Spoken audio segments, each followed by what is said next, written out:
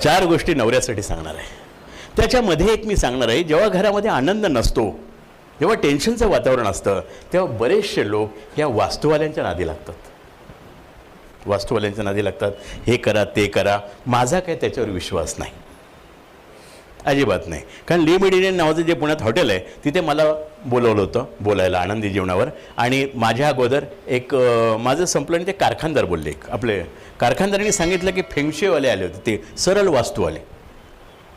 तर म्हणले की ते सरळ वास्तूवाले जे आहेत ते एवढे पॉवरफुल आहेत की माझा कारखाना लॉसमध्ये चालला होता, आले आणि दरवाजा इकडचा बंद केला, तिकडे खिडकी केली, माझी बसायची दिशा बदलली आणि एका वर्षात एका कारखान्याचे 3 कारखाने झाले.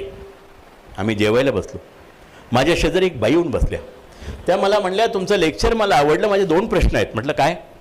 ते म्हणले, माझा नवरा बाहेरनं घरी आला की 10 मिनटं रागवतो, चिडतो, शिवीगाळ करतो आणि मग नॉर्मल होतो. काहीतरी सांगा. आता मी सांगायला जायतून तिचा नवरा यायचा म्हणजे केवढा बोलायचा. म्हटलं दुसरा प्रॉब्लेम काय? ते म्हणले, समोर जेवतोय तर माझा पोरगा आहे, तो 10वीला आहे, त्याचं वजन 70 किलो आहे, तो खातो आणि झोपतो, अभ्यास करत नाही.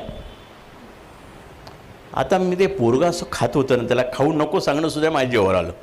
म्हणून केवळ टाळण्यासाठी म्हटलं, मॅडम मला विचारण्यापेक्षा त्या वास्तुवाल्यांना विचारा, तुमच्या घराचा दरवाजा चेंज करतील. म्हणलं आनंद नाही होईल घरात, केवळ टाळण्यासाठी. तेवढं बोलल्यावर ती बाई जरा चिडलीच. ती म्हणली, त्यांना काय विचारा, तोच तर माझ्या पोराचा बाप आहे. म्हणजे वास्तुवालेल्या घरात जो प्रॉब्लेम आहे तोच आपल्या घरात आहे, तोच दुसऱ्याच्या घरात आहे. सगळ्यात हे लक्षात घ्या.